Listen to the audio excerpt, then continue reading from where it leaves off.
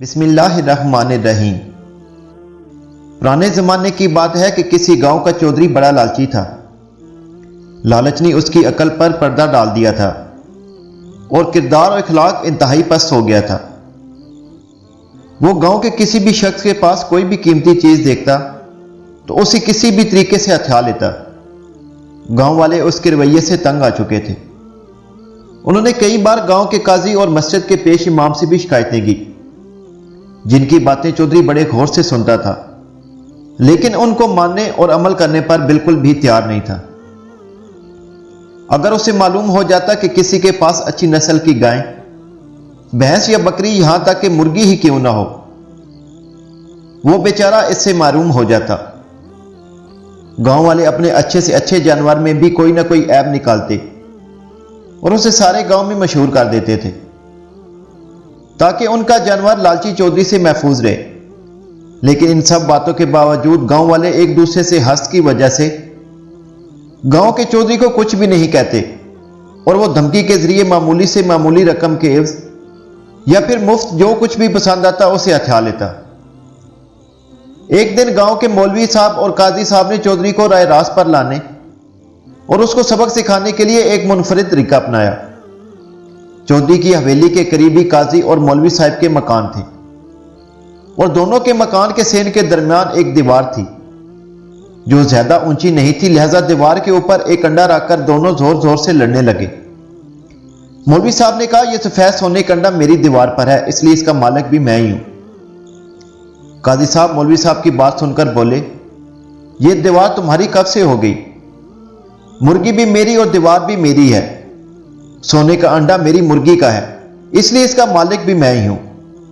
मौलवी साहब ने जवाब में कहा, चलो मान लेते हैं कि मुर्गी तुम्हारी है जो रोज एक सोने का अंडा देती है, मगर आज उसने मेरी दीवार पर अंडा दिया है, इसलिए यह अंडा मेरी मलकियत हुआ।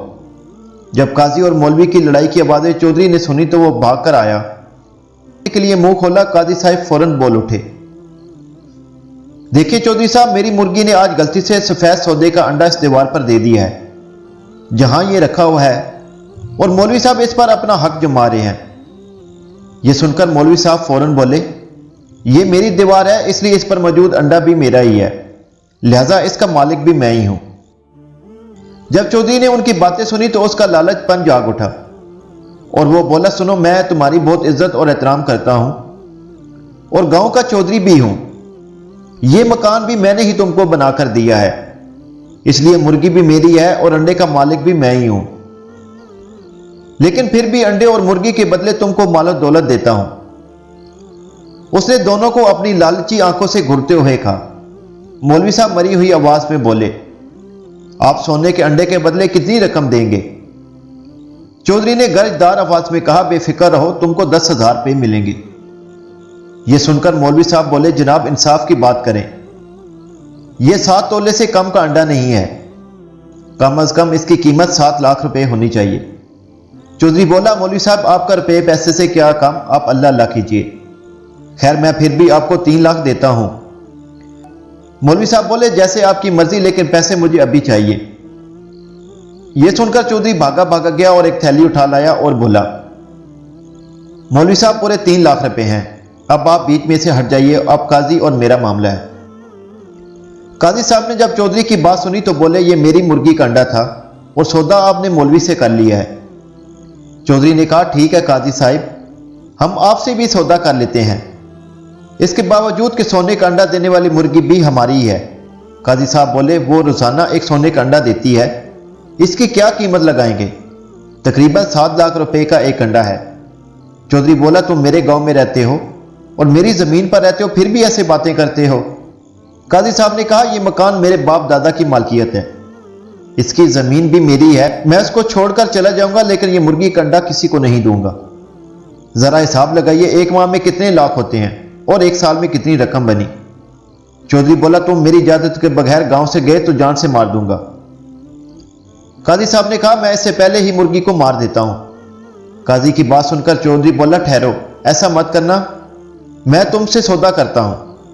काजी साहब ने कहा, तुमने सारी रकम तो मौलवी को दे दी है, जबकि मुर्गी अंडे से लाख गुना ज्यादा कीमती है। یہ سن کر چودھری نے کہا تم یہیں ٹھہرو، میں اپنی زمینوں اور حویلی کے کاغذات لاتا ہوں۔ تھوڑی ہی دیر بعد چودھری چند آدمیوں کے ساتھ کاغذات لے کر آ گیا اور ساتھ ہی قاضی صاحب بھی مرغی بغل میں دبا کر اس کی گردن پکڑے کھڑے تھے۔ چودھری نے غصے سے دیکھتے ہوئے کہا قاضی صاحب مرغی کی گردن سے ہاتھ ہٹاؤ۔ قاضی صاحب بولے تم اپنے ساتھ آدمی مجھے مارنے کے لیے لائے ہو، اس سے پہلے کہ تم مجھے مارو میں مرغی کو مار دیتا ہوں۔ چودھری نے کاغذات دیتے ہوئے کہا تم غلط سمجھ رہے ہو، یہ تمہارے اور میرے درمیان ہونے والے معاہدے پر بطور گواہ دستخط کریں گے، کیا پتہ تم بعد میں مکر جاؤ۔ اس طرح چودھری صاحب اور قاضی صاحب کے درمیان معاہدہ ہو گیا، جس پر گاؤں والے اور مولوی صاحب نے بھی دستخط کیے۔ چودھری سفید انڈا دینے والی مرغی حاصل کر کے بہت خوش تھا اور وہ انڈا لے کر فوراً شہر کی طرف روانہ ہو گیا۔ قاضی صاحب نے گاؤں والوں کے نام زمین کی رجسٹری کروا دی۔ جبکہ کچھ دنوں بعد چودھری گاؤں واپس آیا تو غصے میں چلانے لگا، تم دونوں نے میرے ساتھ بہت دھوکہ کیا ہے اور میں تم لوگوں کو نہیں چھوڑوں گا۔ یہ سن کر قاضی اور مولوی صاحب کے ساتھ موجود لوگ مسکرانے لگے۔ اس طرح گاؤں والوں کو چودھری کے ظلم سے نجات مل گئی۔ ایک زمانہ بیت گیا، لیکن اس کے باوجود بھی آج بھی گاؤں میں سفید انڈا دینے والی مرغی کی کہانی بڑے ذوق و شوق سے سنی جاتی ہے۔